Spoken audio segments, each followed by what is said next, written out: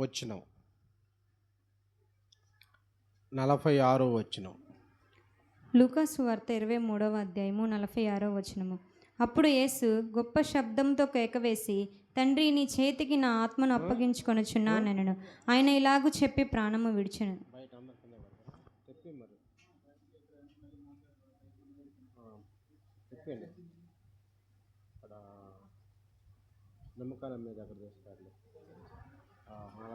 చివరిగా 7వ మాట వింటూ ఉండగా మనం ప్రార్థన చేద్దాము. మహాపరిశుద్ధుడా, ప్రేమ, నమ్మకం, జీవము కలిగిన దేవా, నీ ఘనమైన నామానికి వందనాలు, స్తోత్రాలు, స్తుతులు చెల్లించుకుంటున్నాం ప్రభా. అయ్యా, ఇదిగో తండ్రి, ముందుగా తండ్రి 6 మాటలు చదివి ఉన్నారు, 6 వివరించి ఉన్నారు, 6 ప్రార్థన చేసి ఉన్నారు ప్రభా. 7వదిగా తండ్రి, చివరిగా ప్రభా, మన మధ్యలో ఉన్న తండ్రి నవ్య వివరించబోతూ ఉండగా ప్రభా, నీ కృపను తనకు దయచేసి ప్రభా, తన నోటిని మీ బోరగా వాడుకోమని వేడుకుంటూ తండ్రి, తనకి మంచి జ్ఞానాన్ని ఇచ్చి తండ్రి, వింటున్న మాకు ప్రభా, విని ఇక్కడే మర్చిపోకుండా తండ్రి, వాక్యానుసారంగా నడిచే కృపను మాకును అందరికీ దయచేయమని వేడుకుంటూ, త్వరలో రానయ్యున్న యేసుక్రీస్తు అతి శ్రేష్టమైన నామమున ప్రార్థించి అడిగి వేడుకొనుచున్నాము తండ్రి, ఆమేన్. ఆమేన్. చక్కగా చదివిన ప్రార్థించిన వారిద్దరికీ కూడా ప్రభు నామమున తెలియజేస్తున్నాం. ఈ సమయంలో మరి రెంటపాళ్ళ లిడియా 7వ మాటను వివరించబోతున్నారు. సరే, శ్రద్ధగా ఆలకిద్దాం.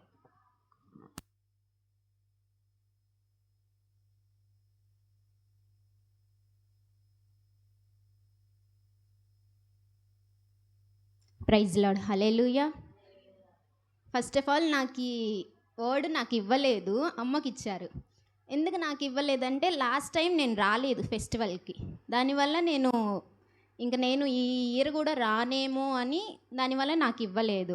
కానీ దేవుని కృపను బట్టి ఇంకా మాకు లాక్డౌన్ జరిగిద్దేమో అని మా ఇయర్ని ఎక్స్టెండ్ చేయడానికి ట్రై చేస్తున్నారు. దానివల్ల మేము రావాలి అనుకున్నాము. కానీ దేవుని కృపను బట్టి ప్రేయర్ చేశాను, దేవా నేనైతే నీ ఫెస్టివల్కి వెళ్ళాలి, నీ చిత్తమైతే నన్ను నడిపించు అని అనుకున్నాను. ఈలోపే నాకు రికార్డ్స్, సెమినార్స్, ప్రజెంటేషన్స్ ఇవన్నీ చాలాను ఉన్నాయి. అవన్నీ కూడా నేను ప్రిపేర్ చేసుకుంటున్నాను. ఈలోపు అమ్మ ఫోన్ చేసింది, ఇలా నీకు 7th వార్డ్ ఇచ్చాడు, నువ్వైతే చెప్పాలి అని అన్నారు. అదేంటి మమ్మీ, నేను ఒకవేళ చెప్పాలి అని అనుకుంటే 3వ మాట చెప్పాలి అనుకున్నాను. ఆ 3వ మాట కూడా నేను మా ఫ్రెండ్స్ ద్వారా చీటీలు తీపిచ్చి అలా ప్రిపేర్ అయ్యాను. కానీ అమ్మ 7th వార్డ్ చెప్పాలి, తప్పదు అని అన్నారు.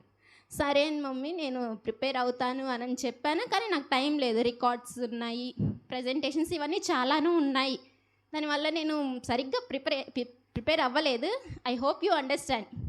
నేను అర్థం చేసుకుంటున్నాను, నా మాటలు కొంచెం అర్థం అవుతాయని నేను ఫీల్ అవుతున్నాను. కానీ అటు ఇటు కొంచెం తడబడినా మీరు కొంచెం అడ్జస్ట్ చేసుకోండి. నాకు ఇచ్చిన మాట లూకా సువార్త 23వ అధ్యాయం 46వ వచనం. Can you please read for me? అప్పుడు యేసు గొప్ప శబ్దంతో కేక వేసి, తండ్రి, నీ చేతికి నా ఆత్మను అప్పగించుకొనుచున్నానెను. చాలు ప్రేయర్ చేసుకుందాం. మమ్మల్ని మిక్కిలిగా ప్రేమించిన మా ప్రియ పరలోకపు తండ్రి, గడిచిన కాలం అంతయు నీ రెక్కల కౌగిట్లో భద్రపరుచుకొని ఈ సుదినాన మమ్మల్ని మీ ఎదుట నిలబెట్టుకున్న దాన్ని బట్టి మీకు వందనములు, వేలాది స్తుతులు, స్తోత్రం చెల్లిస్తున్నాం. నా దేవ, బలహీనులమయ్యా బలపరచని నీవిచ్చిన ఈ వాక్యాన్ని మాకు దీవించి విరిచి మా నిమిత్తమై వడ్డించమని అడుగుచూ ఉన్నాం. సహాయం చేసి మీరు నా నోటికి బూరగా ఉండమని మిమ్మల్ని అడుగుచూ ఉన్నాను. కనుక కృపను చూపించమని ఆది నుంచి అంతము వరకు కేవలం నీ నామముకే ఘనత తెచ్చే బిడ్డల వల్లే మేము నడుచుకోవడానికి సహాయం చేయమని, ఈ చిన్ని ప్రార్థన ఆలకించమని త్వరలో రానున్న యేసుక్రీస్తు నామమున అడిగి వేడుకున్నాం తండ్రి, ఆమేన్. ఫస్ట్ ఆఫ్ ఆల్ నేను ఇది చెప్పే ముందు మిమ్మల్ని ఒకటి అడుగుతాను. ఈరోజు గుడ్ ఫ్రైడే అని ఎందుకు అనుకోవాలి మనం? ఆన్సర్స్ చెప్తేనే నేను కంటిన్యూ చేస్తాను.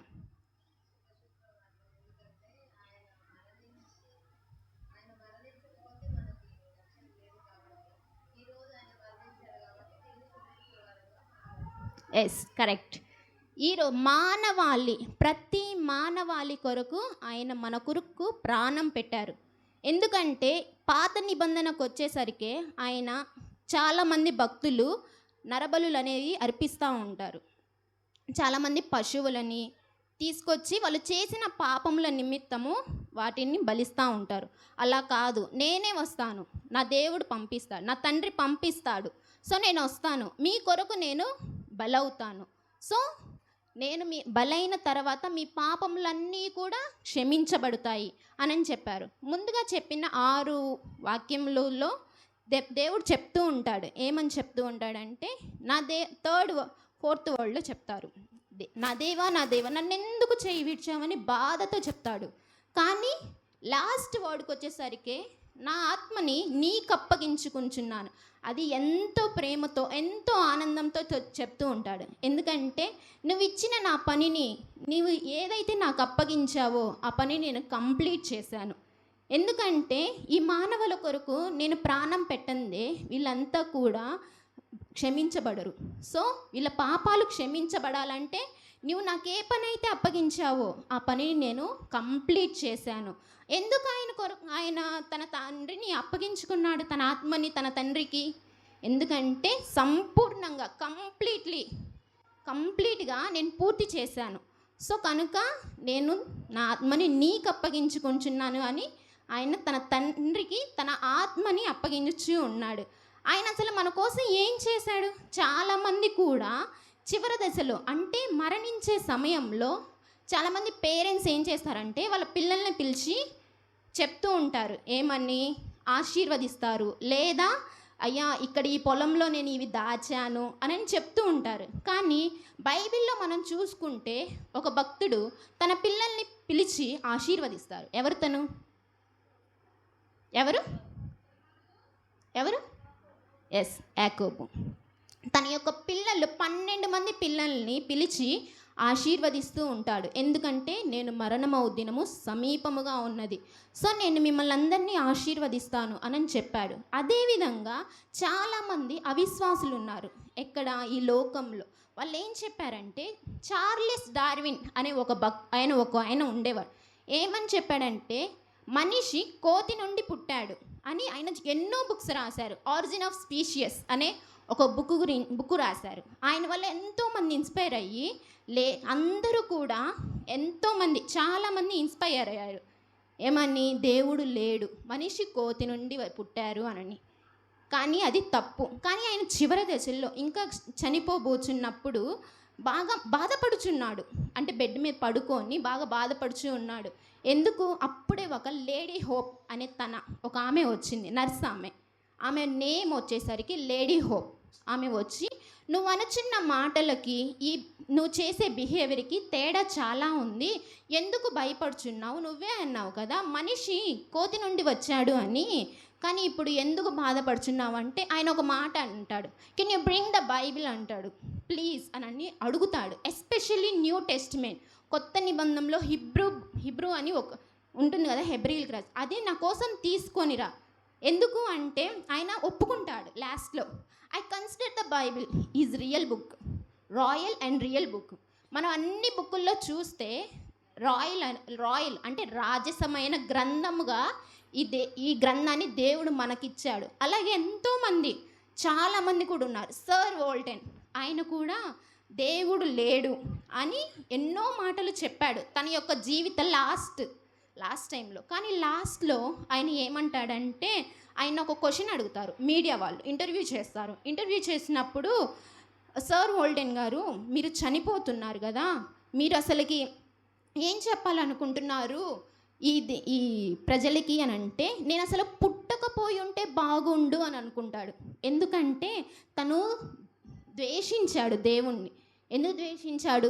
అసలు దేవుడు లేడు అని అన్నాడు. దేవుని దూషణ చాలా పాపకరం, అది గుర్తుంచుకోండి. ఫస్ట్ ఆఫ్ ఆల్ దేవుని దూషించకూడదు, అదొకటి. మళ్ళీ ఇంకా ది గ్రేట్ అలెగ్జాండర్, ఆయన వచ్చేసరికి ఎంతో మహా గొప్ప చక్రవర్తి. ఈ ప్రపంచాన్నే 33 ఏడుల్లో శాసించి ఆఖరికి భారతదేశానికి వచ్చి కూడా ఏం చెప్పాడంటే, తన యొక్క స్తూపాలన్నీ నిర్మించి వెళ్ళాడు.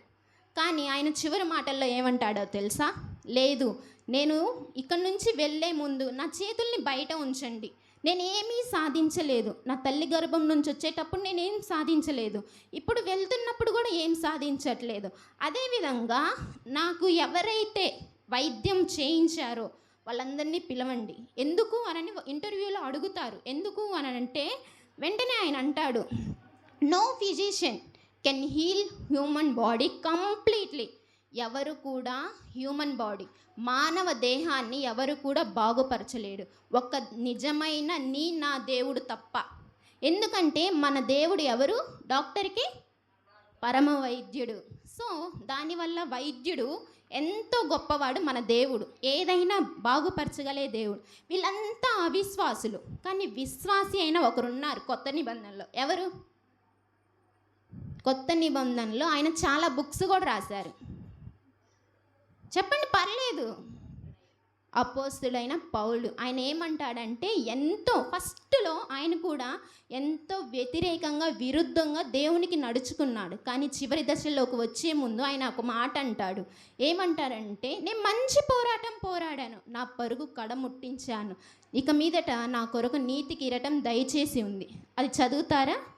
2 తిమోతికి రాసిన పత్రిక 4వ అధ్యాయం 7వ వచనం. మంచి పోరాటము పోరాడి తిని, నా పరుగు కడముట్టించి తిని, విశ్వాసమును కాపాడుకొంటిని, ఇక మీదట నా కొరకు నీతి కిరీటము ఉంచబడి ఉన్నది. Paul had said an expectations on hope of Jesus. ఆయన దేవుని మీద నమ్మకం ఉంచాడు. ఎందుకు? నా దేవుడు నిజమైన వాడు. ఈ రాజ్యానికి నేను వచ్చాను అంటే ఒక పిక్నిక్ లాగా వచ్చాను. సో కానీ ఇక నాకు ఒక జీవితం అనేది ఉంది. నా ఆత్మకి నేను ఆహారం ఇప్పటి వరకు ఇచ్చాను, ఎంతోమందిని రక్షించాను, కానీ నా కొరకు జీవితంలో నీతి కిరీటం దాచబడి ఉన్నది అని పౌలు గారు చెప్తూ ఉంటాడు. కానీ ఈ డేర్ మీకుందా? మీరు చెప్పగలరా? నా కొరకు నీతి కిరీటం దాచబడిందని మీరు చెప్పగలరా? కానీ మనం చెప్పే వారిలాగే ఉండాలి. అదేవిధంగా నేను ఒక క్వశ్చన్ అడుగుతాను, వాట్ ఈజ్ లైఫ్? దీని డెఫినేషన్ చెప్తారా? అంటే జీవితం అంటే ఏంటి? చెప్పండి, పర్లేదు చెప్పండి. జీవితం అంటే ఏంటి? అంటే ఎవరి కోసం జీవించాలి, ఏం చేయాలి, ఏం చేస్తే మనకు బెటర్గా ఉంటుంది, ఏమి మనం లాభం పొందుతాము, మనకి యూజ్ ఏంటి? చెప్పండి. దేవుని కొరకు జీవించాలి. From God, for God, to God. ఎక్కడి నుంచి వచ్చాం? దేవుని దగ్గర నుంచి వచ్చాం. దేవునితో జీవిద్దాము, దేవుని కొరకు చనిపోదాము. ఎప్పటికైనా అదే ఉండాలి. ఫస్ట్ దేవుని దగ్గరికే వచ్చాం. ఆయన మనల్ని ఎంతగానో తన పోలిక చొప్పున, నువ్వు అనుకోవచ్చు నేను ఈరోజు చాలా అందవిహీనంగా ఉన్నానని, కానీ దేవుడు నిన్ను నిరూపించుకున్నది అద్భుత రీతిగా తన యొక్క స్వహస్తాలతో తను నిర్మించుకున్నాడు. ఎప్పటికైనా సరే నిన్ను నువ్వు కించపరుచుకోవద్దు. ఫస్ట్ ఆఫ్ ఆల్గా మనల్ని దేవుని స్తుతించాలి. ఎందుకు? ఇప్పటికీ సజీవుల లెక్కల్లో ఉంచినందుకు, మనల్ని నిర్మించినందుకు దేవుణ్ణి మనం స్తుతించాలి. అది మనం చేయాల్సిన పని.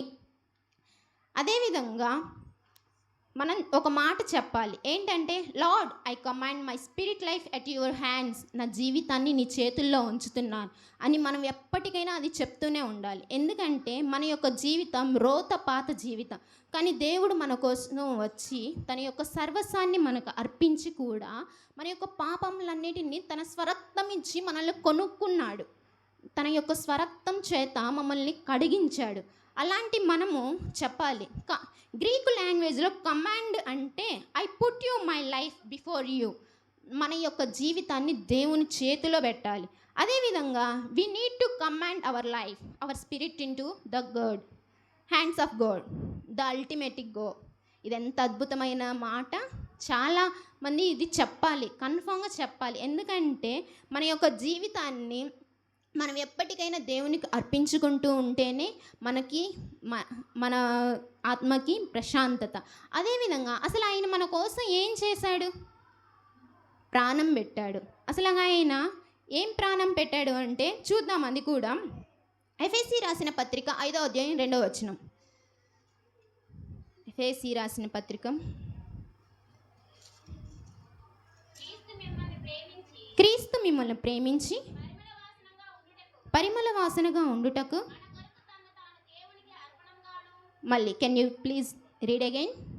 మన కొరకు తన్ను తాను అర్పణముగాను బలిగాను అప్పగించుకొనెను. సో ఇక్కడ ఏంటండి దేవుడు చెప్తుంది, అర్పణముగా బలిగాను అర్పించుకొనెను అని చెప్తున్నాడు దేవుడు. చాలామంది కూడా 600 ప్రేతోరియంలో చాలామంది 600 మంది కూడా దేవుని పైన ఉమ్మి వేశారు. కానీ దేవుడు ఎప్పటికైనా అది సహించాడు. ఎందుకంటే నా దేవుడు నాకు ఇచ్చిన పని ఇది, సో నేను తనకి కంప్లీట్ చేశానని నేను నా తండ్రి దగ్గరికి వెళ్ళి చెప్పాలి. సో దానివల్ల ఏంటి ఆయన దేహం అనేది నాగటి చాల వలె దున్నబడింది. ఎప్పటికైనా మనం ఒక పుండు కానీ ఏదైనా గీసుకున్నా కానీ దాని నుంచి స్మెల్ వస్తుంది, ద వెరీ బ్యాడ్ స్మెల్. కానీ మనం ఏం చేస్తాం, తట్టుకోలేము. అది ఎలాగైనా సరే ఈ స్మెల్ నుంచి మనం దూరం అయిపోవాలి అని మనం డాక్టర్ దగ్గరికి వెళ్ళి దాన్ని క్లీన్ చేయించుకొని బాగుపరుచుకుంటాం. కానీ దేవుడు ఈ లోకానికి వచ్చినప్పుడు ఆయన పరిమళ వాసనగా ఉంటాడు. కానీ ఈ లోకం నుంచి మనం పంపించేటప్పుడు ఆయన అసలుకి ఎలా భయంకరమైన వాసనతో ఉంటాడు.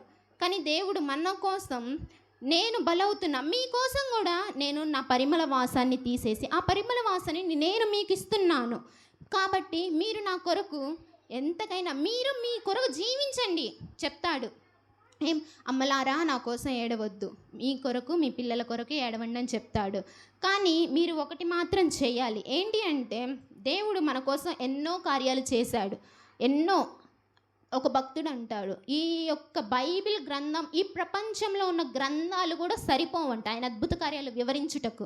అటువంటి నా గొప్ప దేవుడు మనకు సహాయం చేస్తాడు. కానీ మనమైతే మానవులుగా ఎంతోనూ కృంగుబాటుతన వల్ల మనిషికి శక్తి చాలదు.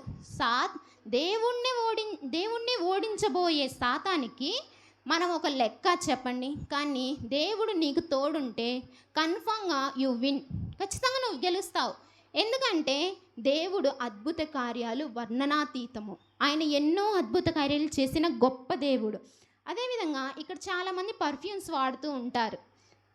ఎంతమంది చాలామంది వాడతారు కదా.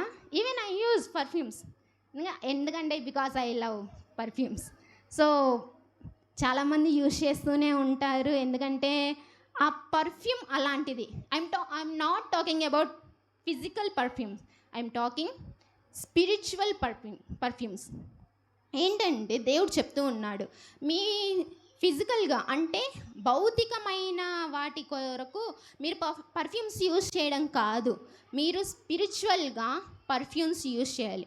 అంటే ఆత్మానుసారమైన జీవాహారాన్ని, మనకు పర్ఫ్యూమ్ అయిన ఆహారమైన ఈ యొక్క బైబిలే, ఆ బైబిలే మనకి పర్ఫ్యూమ్స్గా దేవుడు ఇచ్చాడు. ఎంతోమంది కూడా ఫిజికల్ పర్ఫ్యూమ్స్ కోసం అసలుకి యూజ్ చేయకూడదు. మ్యాక్సిమం స్పిరిచువల్గా నీకు జీవాహారం వస్తుందా లేదా అని నువ్వు చూసుకుంటూ ఉండాలి. ఎందుకంటే ప్రతిరోజు మానవుడు పడిపోతూ లేస్తూనే ఉంటాడు.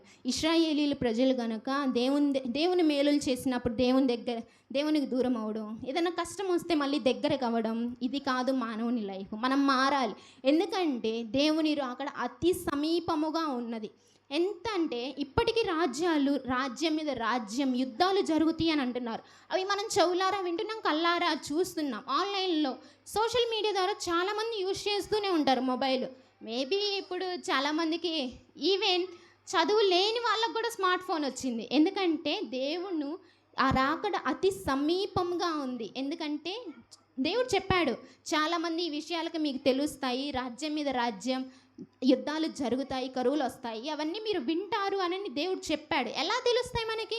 సోషల్ మీడియా అనే ద్వారానే కదా ఇప్పుడు మనకు తెలుస్తుంది. అదేవిధంగా 1 పేతురుకు రాసిన పత్రిక 4వ అధ్యాయం 19వ వచనం.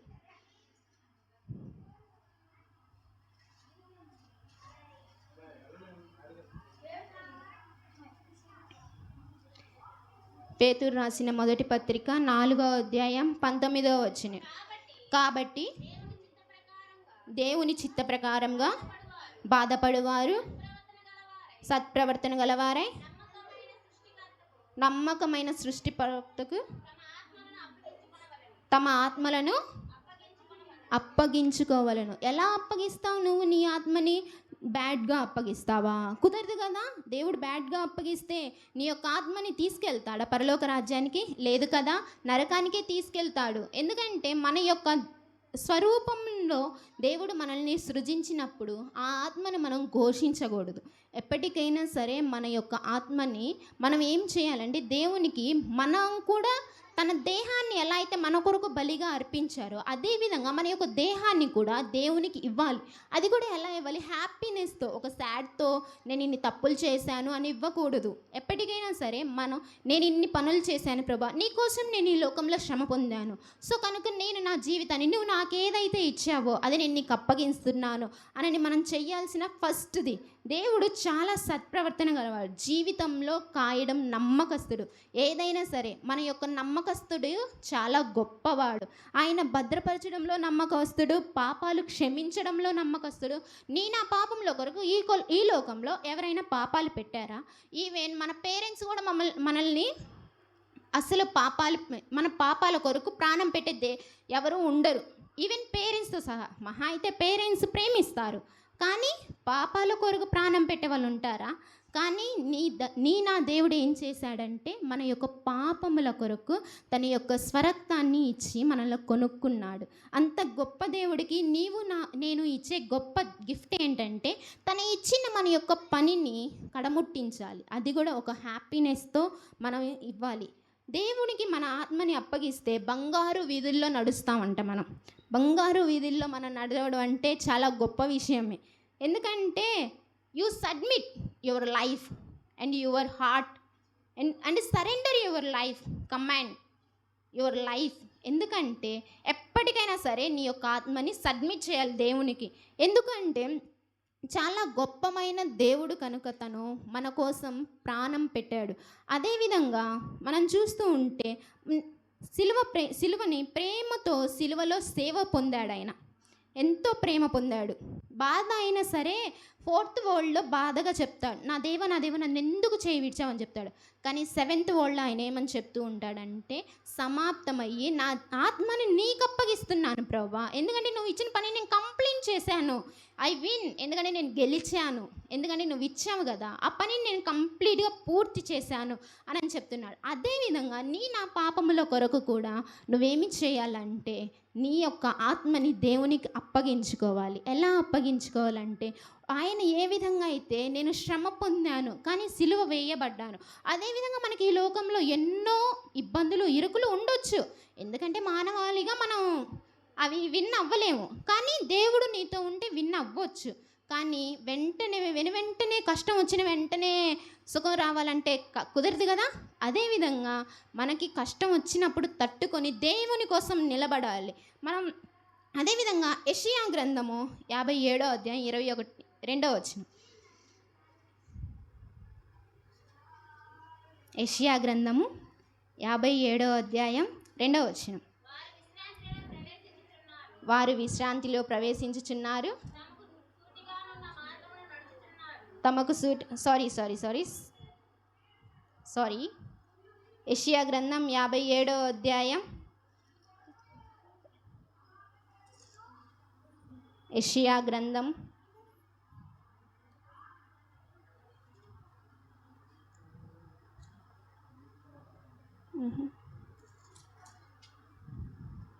ఓకే, అది తీసేయండి.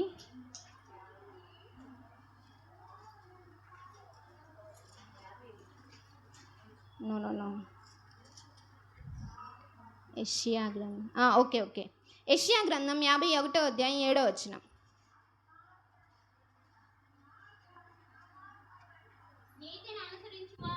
నీతిని అనుసరించి వారులారా నా మాట వినుడి, నా బోధను హృదయమందుంచుకున్న జనులారా ఆలకించుడి.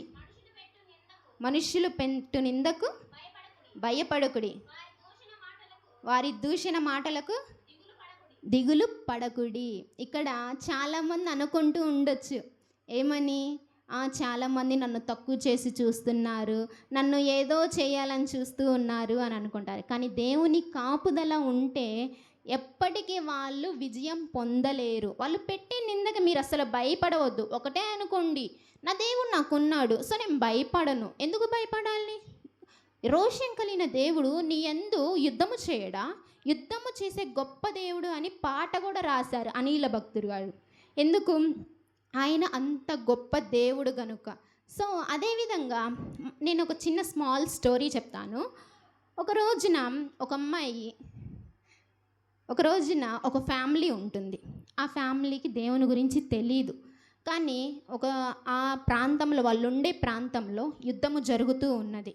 యుద్ధము జరుగుతూ ఉన్నప్పుడు ఒక సైనికుడు వస్తాడు. ఆ సైనికుడికి చిన్న పెద్ద మతం ఇవేమీ తేడా లేదు. అయినా సరే వెంటనే వాళ్ళ పేరెంట్స్ని చంపేస్తాడు. చంపేసిన వెంటనే వీళ్ళు దాక్కొని అది చూస్తూ ఉంటారు. అయ్యో మా పేరెంట్స్ని ఎందుకు చంపేశారని ఒక పక్కన నుంచొని బాధపడతారు. ఎందుకంటే వీళ్ళు అక్కడికి వెళ్ళి మళ్ళీ ఏడిస్తే వీళ్ళని కూడా చంపేస్తారు, అక్క తమ్ముడిని. కానీ వీళ్ళు చాటుగా నుంచొని చూస్తూ ఉన్నారు. చూస్తూ ఉంటుంటే వెంటనే వీళ్ళు కూడా తప్పించుకొని రోడ్డు మీదకి వచ్చేస్తారు. రోడ్డు మీదకి వచ్చి బాగా నడుచుకుంటూ వెళ్తారు. కానీ ఈ అమ్మాయి ఏదైతే ఎక్స్పెక్ట్ చేయలేదో అక్కడ అదే జరిగిద్ది. ఏం జరిగిద్దంటే, ఏ మనిషినైతే వాళ్ళ అమ్మ నాన్నని చంపారో ఆ మనిషిని వీళ్ళు కళ్ళారా చూస్తారు. వాళ్ళ అక్క ఏం చేసిద్దంటే చెయ్యి వదిలిపెట్టేసి, వాళ్ళ తమ్ముడి చెయ్యి వదిలిపెట్టేసి బాగా పరిగెత్తి బాగా దూరం వెళ్ళిపోయింది. వాళ్ళ తమ్ముడి మెడ మీద కాలు వేసి ఆ యొక్క సైనికుడు నలిపి చంపుతూ ఉంటాడు. కానీ వెంటనే ఏం చేస్తాడంటే ఆ చిన్న బిడ్డ, ఎందుకు నేనే తప్పు చేశానని నువ్వు నన్ను చంపేస్తున్నా, నాకేమీ తెలియదే, నేను వేడుకుంటున్నా, నన్ను వదిలిపెట్టు అని ఎంతగానో ప్రాధాయపడతాడు. కానీ ఉపయోగం లేదు, చంపేస్తాడు. అలా ఆ అమ్మాయి ఏడ్చుకుంటానే ఉండిద్ది. ఆ యొక్క ట్రోమాలోకి వెళ్ళిపోయింది. ఇంకా బాగా అంటే వాళ్ళ ఫ్యామిలీ చనిపోయింది, ఇంకా తనకు తోడు ఎవరు లేరు. సో అటు దూరాన వెంటనే ఒక షిప్ కనపడింది, ఇంగ్లాండ్కి వెళ్ళే షిప్. ఆ షిప్ ఓనర్ దగ్గరికి వెళ్ళి, సార్ నాకు ఇలా కావాలి, మీరు నాకు అన్నం పెట్టపోయినా పర్వాలేదు, ఒక మూలన చోటిస్తే నాకు చాలు అని అడిగిన వెంటనే, అదేంటమ్మా నువ్వెవరివి, నీ పేరెంట్స్ ఏంటని అడిగితే నాకెవరూ లేరు, ఇలా జరిగింది అని తనకి జరిగిన ఏ అన్యాయం ఏందో ఉందో అదంతా కూడా తనకి చెప్తూ ఉంది ఆ యొక్క షిప్ ఓనర్కి. చెప్పిన వెంటనే ఆయన ఏం చేస్తాడంటే, సరేమ్మా పర్వాలేదు అని ఒక మూలను కూర్చొని ఉంటాడు. ఎలో చేస్తాడు షిప్లోకి ఎప్పుడైతే ఎలో చేసిన వెంటనే ఆ అమ్మాయి బాగా ఏడుస్తుంది. ఎందుకు నన్ను పుట్టించావు, ఎందుకు నన్ను ఇలా చేశావు అని తను దేవుడితో మాట్లాడుతుంది. తన దేవుడు ఎవరో మనకు తెలియదు, కానీ దేవుడితో అయితే మాట్లాడుతుంది, బాధపడుతుంది. ఒకరు ఇంకా ఆ షిప్పున దిగిన వెంటనే ఒక దైవజనుడు ఉన్నాడు.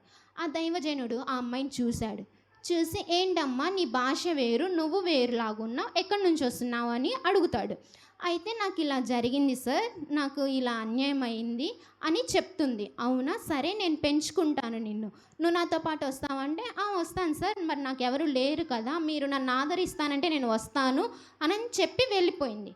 అలా తన యొక్క జీవితాన్ని గడిపేసింది. ఆయన కూడా ఎంతో ప్రేమతో వాళ్ళని పెంచుకున్నారు. తన 2 బిడ్డలతో సహా తనని పెంచుకొని అయిపోయిన వెంటనే ఆ అమ్మాయి ఒక మిలిటరీ నర్సుగా ఒక ట్రైనింగ్ పొందుతూ తను ఒక జాబ్ సంపాదించింది. ఆమెకి ఇచ్చిన నర్సు గురించి ఎంతో కృతజ్ఞతలు దేవుడికి చెప్పుకుంది. ఆ యొక్క దైవజనుడు దేవుడు నీకోసం చాలా చేశాడమ్మా అని తనకు వివరించి చెప్పాడు. ఆ చిన్న మాటలు, ఆ చిన్న జీవితంలో జరిగిన ఓ యొక్క ఏదైతే జరిగిందో అన్యాయం, అది మైండ్లో పడిపోయింది. ఎవరైతే తన తమ్ముడిని చంపారో ఆ యొక్క మనిషి ముఖం అనేది తన మైండ్లో బాగా ముద్రపడిపోయింది. ఆ అమ్మాయి అప్పుడే నిర్ణయించుకుంది, ఏమనంటే నేను ఎప్పుడైతే పెద్ద అయితే, ఒకవేళ నేను బ్రతికితే, ఇక్కడ నుంచి బయటపడి నేను బ్రతికితే ఈయన్ని చంపేయాలి అని అనుకుంది. ఒక రోజున ఇలాగే మిలిటరీలో ఇంకా అమ్మాయి నర్సుగా పనిచేస్తూ ఉన్నది. ఆ అమ్మాయికి ఇచ్చిన టైం అయిపోయింది. ఇంకా డ్యూటీస్ వేస్తూ ఉంటారు కదా, ఆ డ్యూటీస్ వేసిన టైం అయిపోయిన వెంటనే ఆ అమ్మాయి ఏం చేసిందంటే ఇంకా వెళ్ళిపోవచ్చుంది. అన్నీ సర్దుకొని వెళ్ళిపోతూ ఉండగా వెంటనే వాళ్ళ ఆఫీసర్ వచ్చారు, తనకంటే హై కమాండ్ ఆయన వచ్చి పిలిచారు. అమ్మా నేనైతే నిన్ను అడగకూడదు, కానీ నేను నిన్ను అడుగుచున్నాను. ఒక ఆఫీసరు, ఒక సైనికుడు తనకి బాగాలేదని వచ్చారు. సో నువ్వు ఎలాగైనా హెల్ప్ చేస్తావా, can you please help me అని అడుగుతాడు. అడిగినప్పుడు ఆమె అనిద్ది, సరే సార్ పర్వాలేదు, ఎవరు ఆ సైనికుడు అని అనుకొనిద్ది. సరేనని ఆ సైనికుడిని చూసిద్ది. బాగా ఏడుస్తూ ఉంటుంది, బాగా దుఃఖంతో. ఆయనకి అన్నీ సంపూర్తిగా కంప్లీట్గా మొత్తం కూడా క్లీన్ చేసి తనని స్వస్థపరిచి ఆయన బాగుపరిచి ఉంచిద్ది. అది అయిపోయిన వెంటనే ఆమెకి నెక్స్ట్ డే మళ్ళీ హాస్పిటల్కి వచ్చిద్ది. అంతా చేసుకుంటూనే ఉంటుంది, జనాలతో ఫ్రీగా హ్యాపీగా మాట్లాడుకుంటూనే ఉంటుంది. కానీ ఈయన దగ్గరికి వచ్చేసరికి ఆ అమ్మాయి బాగా దుఃఖంతో నిండిపోయి ఉండిద్ది. ఆయన డిశ్చార్జ్ అయ్యి వెళ్ళిపోవాల్సిన టైం వచ్చింది. ఆ టైంలో కానీ ఒక ఇంజెక్షన్ ఇవ్వాలి ఆయనకి. ఏంటంటే ఆ ఇంజెక్షను అడుగుతాడు. ఇంజెక్షన్ ఇచ్చేటప్పుడే అమ్మాయి లోడ్ చేసిద్ది. ఆ ఇంజెక్షన్ని లోడ్ చేసి అడుగుతాడు. ఇంజెక్షన్ చేద్దామనేసరికి ఆ సైనికుడు ఉండి అడుగుతాడు, అమ్మా నువ్వెందుకు అందరి దగ్గరకు వచ్చేసరికి సంతోషంగా ఉంటావు, నా దగ్గరకు వచ్చేసరికి ఎందుకు ఇంత దుఃఖంతో ఉంటావు, నేను నీకు ఏ రోజైనా హాని చేశానా, నాకు చెప్పు, ఎలాగైనా సరే నేను నా వల్లనైతే నేను క్షమించుకొని ఏం జరిగిందో దానికి నేను పశ్చాత్తాపడతానమ్మా అని చెప్పిద్ది. చెప్పిన వెంటనే కూడా ఆ అమ్మాయి ఏం చేసిద్దని బాగా దుఃఖంతో, అవును నువ్వు నాకు ఒక ద్రోహం చేశావు అని అనేది. నేను ద్రోహం చేశానా, ఎందుకు చేశాను నేను నీకు, నీ ముఖము నేను ఇప్పుడే కదా ఫస్ట్ టైం చూడడం, నువ్వెవరో కూడా నాకు తెలియదంటే, చాలా ఏళ్ల క్రితము నా యొక్క తమ్ముడిని నీవు చంపేశావు, నీ యొక్క కాలితో తన మెడ మీద ఎంతో కర్కశంగా చంపివేశావు అని చెప్పిద్ది. చెప్పిన వెంటనే ఆ అమ్మాయి ఆయన బాధపడతాడు. అవునా, అయ్యో తెలీదమ్మా, మాకు ఇచ్చిన పని అటువంటిది అని చెప్పిన వెంటనే ఆ అమ్మాయి పర్వాలేదు అని ఇంజెక్షన్ చేయబోతుంటే ఆయన ఒక ఆపర్చునిటీ ఇస్తాడు. నేను నీ తమ్ముడిని ఇలా చేశాను కదా, సో ఇప్పుడు నేను నీ చేతిలోనే ఉన్నాను, నువ్వు చేసిన ఆ ఇంజెక్షన్ ఏదైతే ఉందో అది పక్కన పడేసి విషం ఇంజెక్షన్ నాకు ఇవ్వమ్మా, నేను చనిపోతాను అని చెప్తాడు.